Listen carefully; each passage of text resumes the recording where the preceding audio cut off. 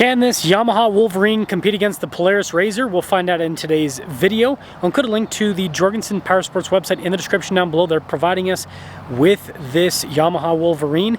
They also have a Ford store if you're looking for a new Ford. Let's get into the video.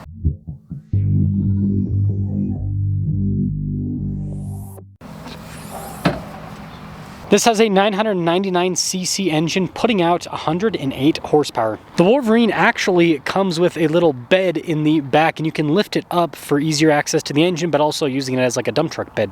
I'm trying to hit 500,000 subscribers before the end of the year. I'd really appreciate it if you'd help out with that. So yeah, no windshield. I think you can add one though on most of these side-by-sides. Anyways, really cool hood design there with all the venting. This does actually have front lights. We also have a winch integrated. So lots of practicality built into the front end, and it looks mean. Tire wheel setup is 30 by 10 by 14, completely blacked out wheels, and of course very aggressive tires. This does have Fox shocks integrated, and up front you've got 14.2 inches of travel.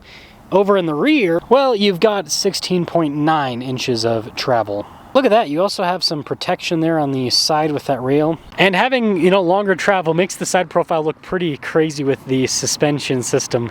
There's a little handle here for the tailgate, and it's actually very light.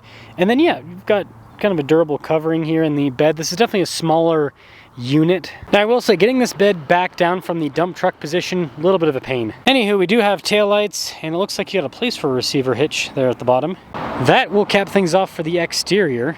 Well, I guess since we have no windows, they're just going to put the door handle on the inside of the door. Now, these seats are kind of like bucket with the design, but you can tell durable materials. It's actually quite a bit of space. I feel like I'm getting into a roller coaster here in the back. Kind of what this is if you take it off-road. Got these grab handles here in the rear. You actually have cup holders and a little console in the back. Got kind of like a durable covering on it. And of course, we've got tons of headroom in the back. And then up front's the same story with the handle on the inside. Now these seats, of course Yamaha logo, have kind of the same design as the back. And then off to the left-hand side of the steering wheel, you actually have your control for the four-wheel drive system. You also have a diff lock with this and your light controls. And let's start her up. Now with the steering wheel, it's going to be more basic trim, but again, durability is key. Pretty simplistic cluster, but it lets you know everything that you need to know. For example, what drive mode we're currently in, if the parking brake's on, how fast you're going. So it's very user-friendly in that way. This one doesn't have a camera, but you can add one, and this is actually a touchscreen. It's got navigation too. I like how it shows you if the diffs are locked and all of that. But yeah, I mean, it's quick to respond. Below the whole infotainment system, we have the control for the electronic power steering. That is for the winch. And then right next to it, we actually have our little mode selects. You got your sport, trail, and crawl modes.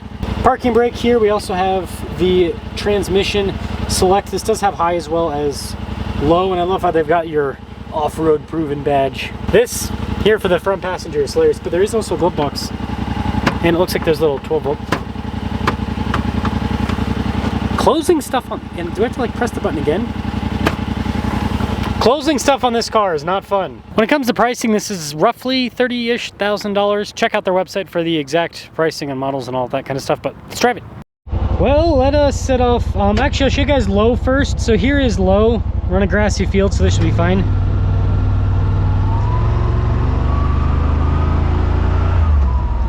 Not as torquey as some of the other side-by-sides I've reviewed in the low. Still pretty good. Now, this obviously has no windows, no windshield, so there's gonna be a lot of wind noise. I'm really only gonna be doing talking while I'm stationary or at low enough speeds you guys can hear me. So this will be obviously giving you guys the full experience of what it's like to drive this, because you will have a lot of wind noise if you drive one of these. You got no windshield, you're gonna have wind noise. Now, I did review a RZR Pro S today. This is not really a competitor to that. This has a lot less travel, it's got less power. This is kind of more of like a family rig and a little bit less hardcore, I guess.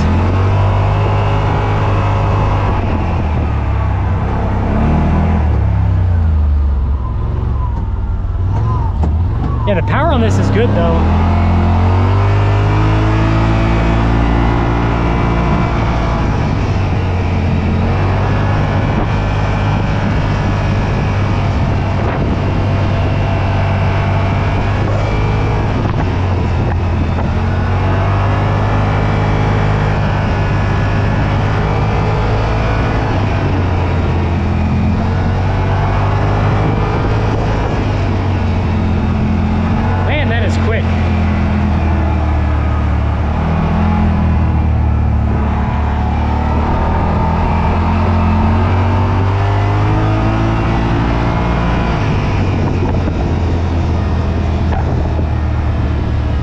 say the power on this has really good power delivery. It's smooth. And, you know, the wind actually isn't as bad as I thought it would be. Because, again, with that Polaris RZR, that definitely had more, as weird as it sounds, it had more...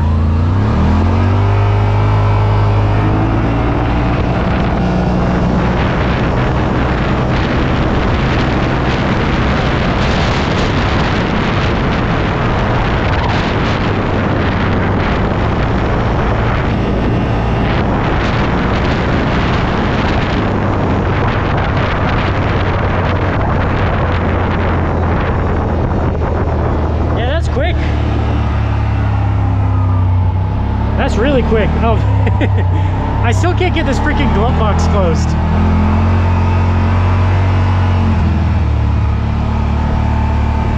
Yeah, I mean, just like the RZR, it's really quick. It's got great, like I said, it's got great power delivery. This seems like a nice balance for a lot of people, having something that is more affordable, obviously, but also still has some of that travel and the more comfortable ride.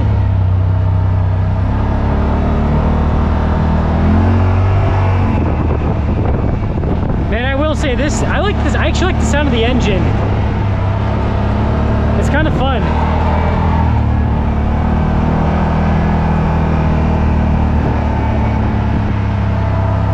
Can you guys let me know, like, what I'm doing wrong to not have that close?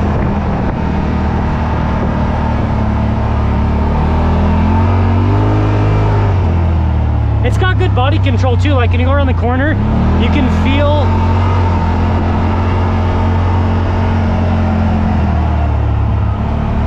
the vehicle lean in and everything. It's nice.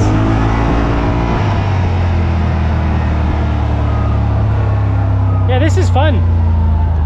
This is quite fun. Let's try that. No! So, in conclusion, this gives you kind of like more of a Raptor style with a side-by-side. It can fit 4 people. It's got plenty of power. It's obviously more affordable. It's still super capable vehicle. I think that Pro S I reviewed, as cool as it is, it's like overkill for most people. This is kind of more of a sweet spot where you still get a lot of the practicality and you still get a lot of the capability, like I said, at a more affordable price point. And I like these seats. They're very comfortable. That Pro S had the most comfortable seats out of the bunch that I reviewed today, but this is still really good.